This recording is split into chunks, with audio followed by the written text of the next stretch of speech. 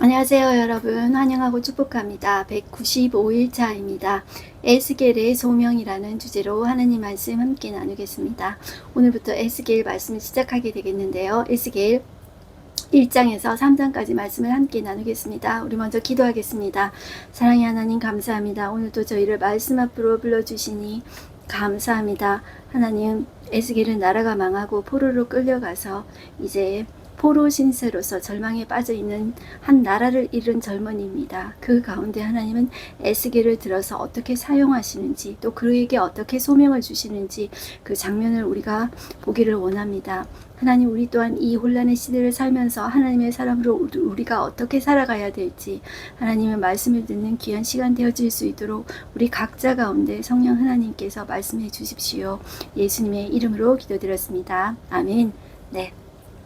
오늘부터 이제 에스겔서를 시작하게 됐는데요. 오늘 이 1장에서 3장까지는 에스겔이 소명을 받는 장면입니다. 이 에스겔은 제사장 집안의 사람인데 25살에 이 나라가 망했습니다. 그 나라 잃은 젊은이죠. 그 젊은이가 지금 포로로 끌려가서 그발 강가에서 이 하나님으로부터 환상을 받고 소명을 받게 되는데요. 그때 나이가 이 5년 후인 30세가 됩니다. 자, 이때가 그 여호야긴이 포로로 끌려왔을 때 이 에스겔도 같이 포로로 끌려왔는데요. 자, 이 곳이 그발 강가라는 곳입니다. 이곳이 어떤 곳이냐 하면 우리 메소포타미아 문명 할 때 티그리스 강, 유프라테스 강이 있다 그랬죠. 자, 이 하류에 갈대아 우르라는 지역이 있습니다. 여기에서 아브라함이 살았던 아주 부유한 도시였죠. 자, 이 그발 강가는 유브라테스 하류에 있는 하나의 지류입니다. 오늘 우리 서울로 말하자면 중랑천과 같은 그런 정도의 지류라고 할 수 있겠죠. 그런데 여기에서 큰 운하를 만드는데 이 히브리 노예들이 이 노동력으로 이제 사용되어지게 된 것이죠. 자, 에스겔도 그 히브리 노예니까 그발 강가에 거주하면서 거기에서 이제 절망하면서 이제 포로 신세를 한탄하면서 우리가 어떻게 이렇게 되었는가. 그리고 그는 제사장 집안에서 태어나서 제사장이 될 사람으로 훈련받은 사람입니다.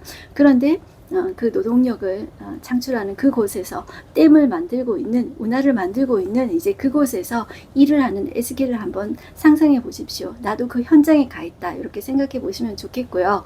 이 에스겔은 48장으로 총 되어 있습니다. 그런데 이 예언서 중에서도 환상이 많아요. 그래서 요한계시록 분위기가 나기 때문에 우리 오늘날 현실을 살고 있는 우리에게는 저 천상의 이야기를 하는데 그게 어려운 것입니다. 이 예레미야의 어려운 것은 예레미야는 이제 그 뒤죽박죽으로 섞여져 있기 때문에 그것을 순서대로 하는 것이 어려웠다 그랬죠. 그런데 에스겔은 이 환상이 많기 때문에 그것이 우리가 본 것이 아니잖아요. 그렇기 때문에 이게 좀 어려워요. 그래서 제가 이제 평신도의 입장에서 어떻게 하면 좀 쉽게 읽을 수 있을까, 그런 마음으로 함께 보도록 했으면 좋겠습니다. 이 에스겔이 총 48장이 있는데요. 이 48장의 가장 중간이 24장이죠. 24장이 절정이라고 생각하시고, 자, 그 에스겔의 중심은 성전이 무너짐과 성전에 회복된다, 그것을 중심에 두시고요. 24장에는 무엇이 나오냐 하면 예루살렘 멸망하는 사건이 절정에 나옵니다. 절정에 나오면서 그 두 가지 환상이 나옵니다. 녹슨 가마가 이제 녹이 슬어서 더 이상 쓸 수 없는 그 환상을 보여주시고, 에스겔의 아내가 죽는 거예요. 그런데 하나님께서 슬퍼하지 말라고 하세요. 그 너의 아픔이 나의 아픔이다라고 하세요. 그것이 절정이고요. 그 이스라엘의 무너짐은, 유다의 무너짐은 성전이 중심이라고 했죠. 성전이 이렇기 때문에 이제 무너질 수밖에 없는 이유와, 그리고 무너지는 과정이 그 전반부에 있다면 그 후반부에 어떤 이방 나라들, 너희들은 온전하냐 하면서 이방 나라에 대한 심판 플러스 이제 핵심 주제가 성전의 재건입니다. 그래서 이 에스겔 그러면 성전이 중심되어 있다, 이렇게 여러분들 생각하시면 되겠습니다. 그래서 에스겔 뒤에 보면 성전의 설계도가 나와요. 그래서 성전에서 흐르는 그 물들이 닿는 곳마다 만물을 소중하게 하는 그런 요한계시록의 역사와 같은 것들이 이제 흘러나옵니다. 그래서 우리가 환상이 많이 나오기 때문에 너무 어렵다 이렇게 생각할 수 있지만, 그 초점을 가지고 여러분들 함께 이제 보시면 이 에스겔도 읽을 수 있겠다. 이렇게 보시면 되겠습니다. 오늘은 이 에스겔의 소명을 받는 장면인데요.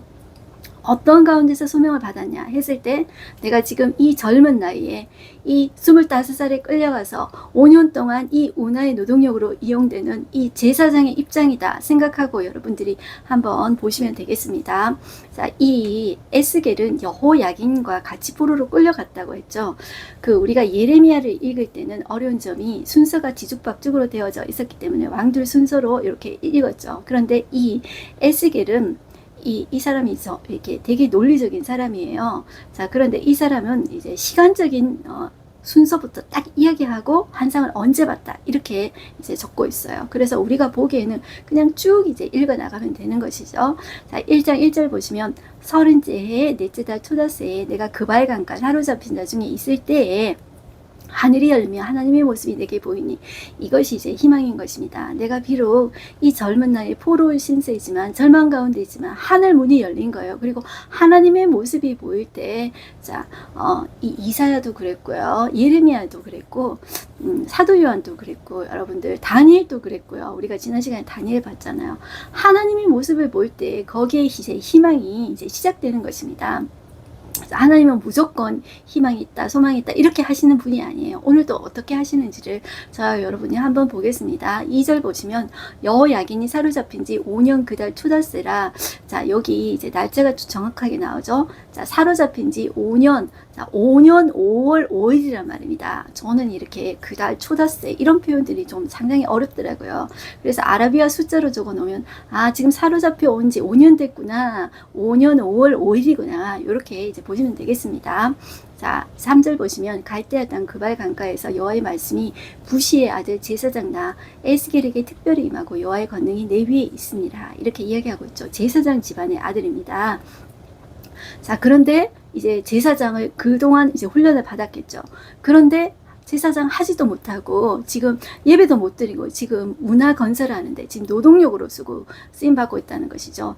4절 보시면 내가 보니 북쪽에서부터 폭풍과 큰 구름이 오는데 그 속에서 불이 번쩍번쩍하여 빛이 그 사방에 비치며 그 불 가운데 단새 같은 것이 나타나 보이고 그 속에서 내 생물의 형상이 나타나는데 그들의 모양이 이러하니 그들에게 사람의 형상이 있더라. 자, 지금부터 이렇게 환상을 보이는데 우리가 전혀 보지 못한 모습입니다. 우리가 전혀 듣도 보도 못한 모습이기 때문에 우리가 이거를 알기가 너무 어려워요. 그래서 이거 신화 아니냐 이렇게 생각할 수가 있는데 여러분들 이 고대의 제국을 이제 휩쓴 그런 왕들은 있죠. 이것을 꼭 세웁니다. 내가 이 제국을 휩쓴 것은 신이 나에게 준 능력으로 내가 한 것이다. 신이 허락해서 한 것이다. 그래서 어떤 영물 있죠. 아주 신기한 듣도 보도 못한 그런 영물들을 거대하게 왕의 보좌 옆에 세웁니다. 그것이 제국의 왕들의 그 유적지 보면 다 있어요. 대형 박물관에도 그런 것들이 있거든요. 유적지마다 그게 다 있어요, 여러분들. 그 페르시아도 페르시아 폴리스 가면 그런 것이 있고요. 우리나라도 예를 들어 가면 궁궐에 가면 해태라는 게 있죠. 용 같은 게 있죠. 이런 것이 왕을 지키는 여러분들 영물이라고 보시면 됩니다. 이 애들 만화에 나오는 가디언 이런 같은 존재라고 보시면 돼요. 그런데 성경이 뭐 그런 신화 같은 이야기가 나오냐 했을 때 이 존재들은 지금 나오는 존재들은 하나님을 이렇게 보좌하는 천사들을 수호신이 아니라 세상 하나님 믿지 않는 사람들은 수호신이라고 하지만은 이제 하나님을 보좌하는 스랍들, 날개가 6 달린 천사, 스랍들, 그룹들이라고 보시면 됩니다. 이것이 이사야 6장에도 나타나고요. 계시록에도 나타납니다. 계시록 6장에도 나타나는데요. 날개가 6 달렸어요. 자, 그래서 한쪽 두 날개로는 얼굴을 가리고 두 날개로 날고요. 두 날개로는 이제 발을 가려요. 자, 조금 더 구체적으로 들어가서 한번 볼게요. 6절 보시면 그들에게 각각 내 얼굴과 내 날개가 있고 그들의 다리는 고준 다리요 그들의 발바닥은 송아지 발바닥 같고 광냉 구리 같이 빛나며 그 사방 날개 밑에는 각각 사람의 손이 있더라. 네 생물의 얼굴과 날개가 이러하니 이제 날개는 다 서로 연하였다. 이렇게 이야기하는데요. 10절 보시면 그 얼굴들의 모형이 참 독특해요. 자, 앞의 모양은 사람의 얼굴이고 넷의 오른쪽의 얼굴은 사자의 얼굴이요. 넷의 왼쪽 얼굴은 소의 얼굴이고 넷의 뒤는 독수리 얼굴이에요. 여러분들 이런 존재를 본 적이 없잖아요. 그러니까 너무 희한한 거예요. 그렇지만 그런 것이 있구나. 하나님을 그 보호자 하는 이 천사들의 모습이구나. 이렇게 여러분들 생각하시면 되겠습니다. 그 얼굴은 그러하며 그 날개는 드러펴서 각기 둘씩 서로 연하였고 그 둘은 몸을 가졌으며 영이 어떤 쪽으로 가면 그 생물들도 그대로 가되 돌이키지 아니하고 일제히 앞으로 곧게 행하며 이렇게 이제 이야기하고 있습니다. 자, 여기 보시면 뭐 날개가 6개 있다 이렇게 말을 하지 않고 이제 날개가 4개 있다, 이 에스겔을 이렇게 이야기하고 있는데요. 8절을 보시면 그 사방 날개 밑에는 각각 사람의 손이 있더라. 이 손을 다른 사람들은 다니엘이나 이사야나 사도 요한 같은 경우에는 날개라고 표현을 하고 있어요. 그래서 우리는 이렇게 보시면 된다는 것이죠. 그러니까 하나님을 보호자 하는 그 천사들이 그 얼굴을 가려요. 얼굴을 가린다는 것은 그 하나님의 영광 받으셔야 되지, 하나님의 영광을 내가 천사가 가르치지 않고 그 자신이 누구인지 모르게 자신의 얼굴을 가리는 거예요. 그리고 날개 둘은 발을 가려요. 나의 더러움을 가리는 거예요. 하나님 앞에 부정한 모습으로 설 수가 없는 것이죠. 나의 더러움을 가리고 두 날개로 이제 날면서 그 하나님을 이제 보좌하고 있는 것이죠. 그러니까 하나님의 일을 하는 사람들의 이제 모습들이 그래야 된다는 것입니다. 우리가 하나님의 일을 하면서 하나님의 영광을 가로채는 사람들이 참 많아요. 그렇지만 우리의 영광이 처절히 정말 가려지고 우리 얼굴을 가리고 우리의 발은 우리의 더러움을 예수님의 보혈의 피로 씻고 이제 3분의 1로 일을 해야 되는 거예요. 우리의 힘을 빼고 하나님이 주신, 하나님이 원하시는 대로 이제 일을 해야 되는 것이죠. 이 천사들은 그런 하나님을 보좌하는 그런 일을 이제 감당하고 있었다는 것이죠. 하나님의 그 영광스러운 모습을 이 네 생물들이 이야기하고 있다 이렇게 보시면 돼요. 그리고 15절 보면 내가 그 생물들을 보니 그 생물들 곁에 있는 땅 위에는 바퀴가 있어요. 이상하게 이 바퀴가 달린 거예요. 이 바퀴라는 것은 어디로든지 가고자 하는 대로 다 향할 수 있는 그런 이제 그것을 이야기합니다. 자, 바퀴가 있는데요. 내 얼굴을 따라 하나씩 있고 그 바퀴 모양과 구조는 황홀같이 보이는데 그 넷은 똑같은 모양을 가지고 있으며 그들의 모양과 구조는 바퀴 안에 바퀴가 있는 것 같으며 그들이 갈 때는 사방으로 향한 대로 돌이키지 아니하고 가며, 자, 이 방향이 이제 바퀴가 있으면 다 자기 가고자 하는 대로 가잖아요. 그런데 다 연합해가지고 한 방향으로 간다는 그런 이야기입니다. 자, 이게 우리 교회의 모습을 이야기하고 있는데 우리가 여러 사람이 다 다르잖아요. 그런데 성령의 하나 되게 하시는 그 한 성령으로 인해서 이제 가는 교회의 원리, 천국의 원리가 이게 같은 원리라고 할 수 있겠습니다. 그래서 18절 그 둘레는 눕고 무서우며 그 네 둘레로 돌아가면서 눈이 가득하며 그 생물들이 갈 때 바퀴들도 그 곁에서 가고 그 생물들이 땅에서 돌이킬 때 바퀴들도 들려서 영이 어떤 쪽으로 가면 생물들도 영이 가려하는 곳으로 가고 바퀴들도 그 곁에서 들리니 이는 생물의 영이 그 바퀴들 가운데 있음이니라. 자, 이렇게 바퀴들이 달려 있음에도 불구하고 이제 일사불란하게 움직이는 이들의 모습을 볼 수가 있습니다. 자, 요렇게 여러분들 한번 보시고요. 이 바퀴들이 내 마음대로 가는 것이 아니라 영의 하나님의 한 성령의 원하시는 뜻대로 가는 것이다. 이렇게 여러분들 보시고 이게 우리의 상상력하고는 도저히 상상할 수 없다. 자, 이런 존재가 천상에 있는 그런 존재라는 것입니다. 천사의 존재라는 것입니다. 이렇게 여러분들 보시면 되겠습니다. 이제 2장으로 오겠습니다. 2장으로 오시면 하나님께서 에스겔을 선지자로 부르시는 내용이 나와요.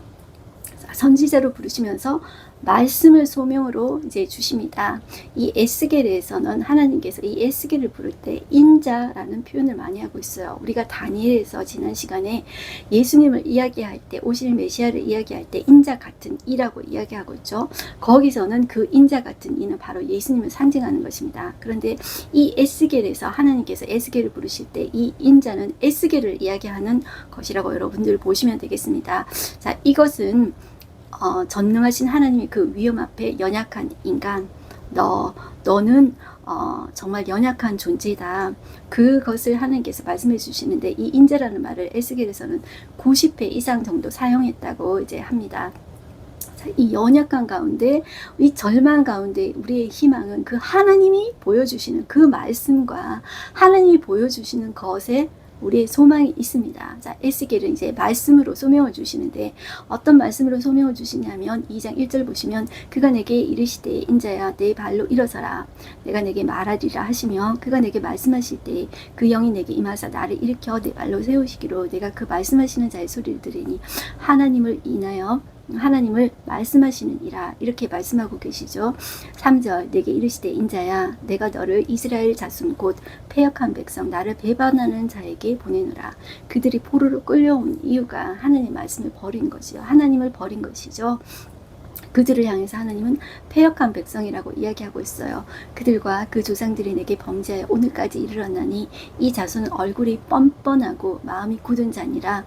하나님께서 이렇게 이야기하고 있어요. 내가 너를 그들에게 보내노니 너는 그들에게 이르기를 주 여호와의 말씀이 이러하시다 하라. 그들은 패역한 족속이라. 그들이 듣든지 아니 듣든지 그들 가운데 선지자가 있음을 알지니라. 이렇게 이야기해요.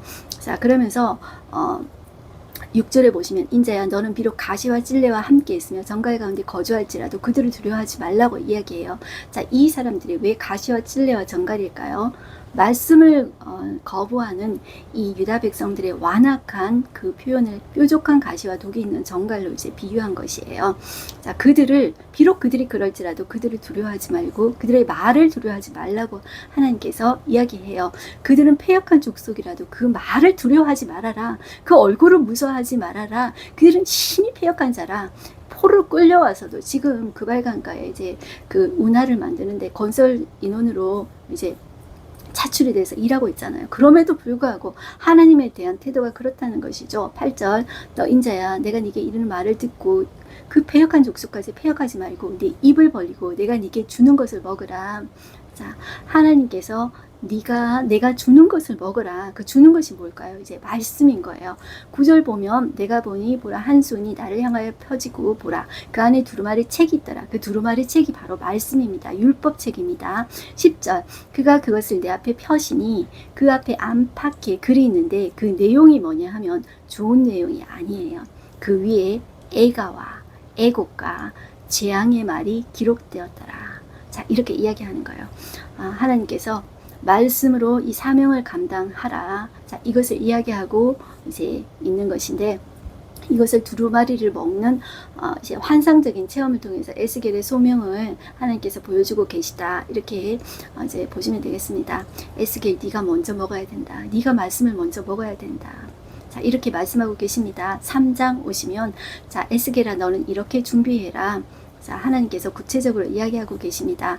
1절 보시면 또 그가 내게 이르시되 인자야 또 인자야 하죠. 자, 인자라는 뜻은 사람의 아들, 사람은 아담이라는 뜻입니다. 이 아담의 아들아 이 말은 너 약한 존재라는 것을 내가 안다. 이렇게 말을 하고 계십니다. 너는 발견한 것을 먹으라. 이제 먹는 것은 여러분들 이제 나한테 들어와서 내가 나의 살과 피가 돼서 하나가 되는 거예요. 이제 말씀이 나와 연합되는 것을 이야기하는 거예요. 이 먹으라는 표현을 예수님도 이제 말씀을 많이 하고 계세요. 요한복음에 보시면 너는 이 두루마리를 먹고 가서 이스라엘 족속에게 말하라. 내가 입을 벌리니 그가 그 두루마리를 내게 먹이시며 내게 이르시되 인자야 내가 네게 주는 이 두루마리를 내 배에 넣으며 내 창자에 채우라 하시기에 내가 먹으니 그것이 내 입에서 달기가 꿀 같더라. 이렇게 이야기해요. 자, 입에만 물고 있지 말고 이 말씀을 이제 창자에 들어가서 네 자신을 이제 채워 넣어라. 자, 그러니 그것이 내 입에 달기가 꿀 같더라. 그렇게 이야기하는 거예요. 그런데 이 말씀의 내용이 2장 끝부분에 어떤 내용이라고 했어요? 사람들이 원하는 내용이 아니고 애가 애곡 재앙의 말들이었죠. 그런데 이것이 하나님의 말씀입니다. 이제 하나님의 말씀이 정말로 딱딱하게 느껴져요. 그래서 제가 옛날에 이 말씀은 한약과 같다, 보약과 같다 이런 말씀을 했습니다. 사람들이 원하는 말은 달콤한 케이크과도 같습니다. 사탕과도 같습니다. 그런데 여러분들 캔디만 많이 먹고 케이크만 많이 먹으면 몸이 어떻게 됩니까? 다 망가지죠. 달콤한 말만 들으면 어떻게 됩니까? 여러분들이 듣기 좋아하는 말은 달콤한 말입니다. 좋은 말들만 듣고 싶죠. 칭찬만 듣고 싶죠. 그런데 그렇게만 되면 어떻게 되냐 하면 내 몸이 망하는 것입니다. 그런데 이 말씀은 나를 교정해 줍니다. 나에게 채찍질을 가하고 나에게 바른 길로 인도해 줍니다. 그렇기 때문에 이 말씀이 한약과 같은 거예요. 보약과 같은 거예요. 그런데 그 말씀을 들으면 그게 내가 사는 거예요. 내 몸이 건강해지는 거예요. 건강한 맛인 거예요. 건강한 음식인 거예요. 하나님의 말씀은. 그렇기 때문에 우리가 내 귀에 듣기 좋은 것만 익숙해져 있는 이 세상 가운데 하나님의 말씀을 이 말씀에 앉아 있다는 것 자체가 힘든 일이에요. 이런 습관을 유지한다는 게 엄청나게 힘든 일이에요, 여러분들. 이거 말씀을 하는 저도 그렇고, 말씀을 듣는 여러분들도 이 습관을 가진다는 게 힘든 거예요. 그런데 그럴 때 우리가 살아날 수가 있어요. 우리가 먼저 살 때 우리의 가족이 살 수 있고 우리가 속한 공동체가 살아날 수가 있는 거예요. 그래서 내가 내일부터 이 말씀을 내 입뿐만 아니라 내 배에, 내 창자에, 내 영혼에 깊이 새기고 또 새기게 되는 거예요. 그럴 때 그 결과적으로 나중에 그것이 말씀이 이제 달게 느껴지는 거예요. 이때까지 이제 가야 되는 거예요. 4절 보시면 그가 또 내게 이르시되 인자야 이스라엘 족속에게 가서 내 말로 그들에게 구하라. 너를 언어가 다르거나 말이 어려운 백성에게 보내는 것이 아니요 이스라엘 족속에게 보내는 것이라. 너를 언어가 다르거나 말이 어려워 내가 그들의 말을 알아듣지 못할 나라들에게 보내는 것이 아니니라. 내가 그들에게 보냈다면 그들은 정녕 내 말을 들었으리라. 이렇게 이야기해요. 너는 동족에게 가라 그러죠. 그런데 말이야 네가 가는데 그 이스라엘 족속들이 어떠냐면 이마가 굳고 마음이 굳어 내 말을 듣고자 아니해. 이는 내 말을 듣고자 아니함이니라. 보라 내가 그들의 얼굴을 마주보도록 내 얼굴을 굳게 하였고 그들의 이마를 마주보도록 내 이마를 굳게 하였을 때 내 이마를 화석보다 굳은 금강석같이 하였으니 그들이 비록 반역하는 족속이라도 두려워하지 말며 그들의 얼굴을 무서워하지 말아라. 이렇게 이야기하세요. 자, 하나님께서 어떻게 이야기하시냐면 예레미야에게도 하신 말씀인데요. 네 얼굴을 금강석같이 하겠다. 금강석은 돌 중에서 제일 강한 게 금강석이죠. 자, 이것은 그들이 거절하면서 너를 아무리 거절하고 너를 두렵게 하더라도 심판을 선포해야 되는 너를 내가 더 두껍게 하겠다. 더 강하게 하겠다. 그러니 너는 강해야 된다. 이렇게 이 말씀을 해주시는 거예요. 그러니까 사람들이 말을 받아치더라도 거기에 쫄면 안 된다는 거예요. 예레미야도 그랬고 지금 에스겔에도 하나님께서 이 말씀을 해주는 것입니다. 하나님의 말씀을 듣고 아유 은혜 받았어요. 박수 쳐주고 칭찬해주고 그러면 얼마나 좋겠습니까? 그런데 이 말씀을 전하는데 대적하고 가시처럼 여기고 그렇게 된다는 것이죠. 이것이 이 망할 때 일어나는 이제 징조라고 할 수 있겠습니다. 우리가 지난 시간 다니엘을 보았을 때도 그런 환란의 때를 겪는다고 했죠. 그렇지만 우리 믿음의 사람들은 어떻게 이길 수가 있습니까? 하나님의 말씀 붙잡고 내 자신을 먼저 이겨내야 되는 것입니다. 그 말씀의 단맛을 내가 누려야 하는 것입니다. 지금이 그 은혜의 때인 것입니다. 이것이 영원히 지속되리라고 우리는 이제 생각하면 안 되는 거예요. 우리는 이 코로나 때를 겪으면서 이 말씀이 닫혀지고 교회의 문을 정부에서 닫게 하는 그런 때가 또 올 수 있다. 그것을 항상 생각하셔야 되겠습니다. 그때를 준비하면서 내가 하나님의 말씀 앞에 내가 혼자 설 수 있는 그런 상태까지 될 수 있도록 여러분들과 저가 이제 갔으면 좋겠습니다. 14절 보시면 주의 영이 나를 들어 올려 데리고 가시는데 내가 근심하고 분한 마음으로 가니 여호와의 권능이 힘있게 나를 감동시키더라. 내가 델 아빕에 이르러. 자, 이 델 아빕은 바벨론의 그발 강가에 있었던 이 이스라엘 포로들이 거주했던 곳입니다. 자, 이 이름의 뜻은 파멸의 언덕이라는 뜻입니다. 이 델이라는 뜻이 들어가면 언덕이라는 뜻인데요. 파멸의 언덕이래요. 그러니까 이들이 사는 것도 얼마나 절망이었겠습니까? 남의 나라 가서 운하 만들고 있는 이 신세, 얼마나 비참한 신세입니까? 그럼에도 불구하고 그 죄악에서 돌이키지 않는 이 사람들을 보세요. 그렇지만 그 하나님의 말씀이 임하고 자, 그 하나님의 말씀이 나를 감동시키실 때 그들이 거부할지라도 이 하나님의 말씀을 전하는 이 에스겔, 자, 계속 보겠습니다. 이 에스겔을 하나님께서 파수꾼이라고 이야기하고 계세요. 16절에 보시면 이제 일주일이 지났습니다. 7일 후에 여호와의 말씀이 내게 임하여 이르시되 인자야 내가 너를 이스라엘 족속의 파수꾼으로 세웠으니 너는 내 입의 말을 듣고 나를 대신하여 그들을 깨우치라 이야기하고 계시죠.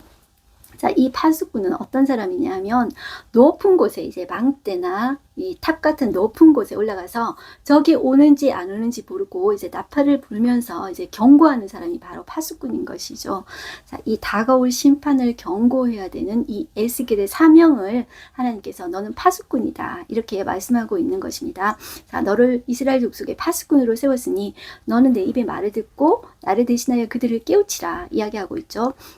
자, 그러면서 우리가 이제 이 말씀을 많이 이제 들었던 말씀들이에요.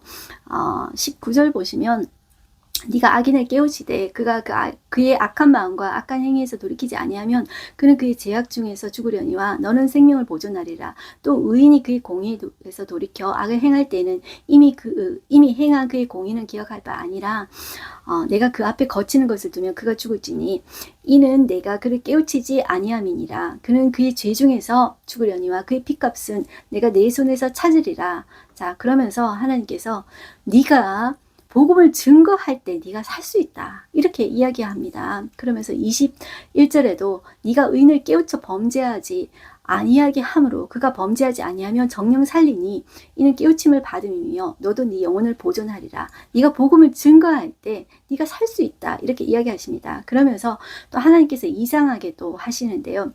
에스겔을 말이 못하는 자가 되게 하십니다. 이것이 예루살렘이 함락될 때까지 이제 계속되게 하는데 이게 벙어리가 되게 하시는 거예요. 그런데 이게 어떤 거냐면 하나님이 주신 말씀만 할 수 있도록 그때만 입이 열리는 것입니다. 그렇지 않을 때는 하나님께서 혀를 입천장에 붙게 해가지고 말을 못하게 하시는 거예요. 벙어리가 되게 하시는 거예요.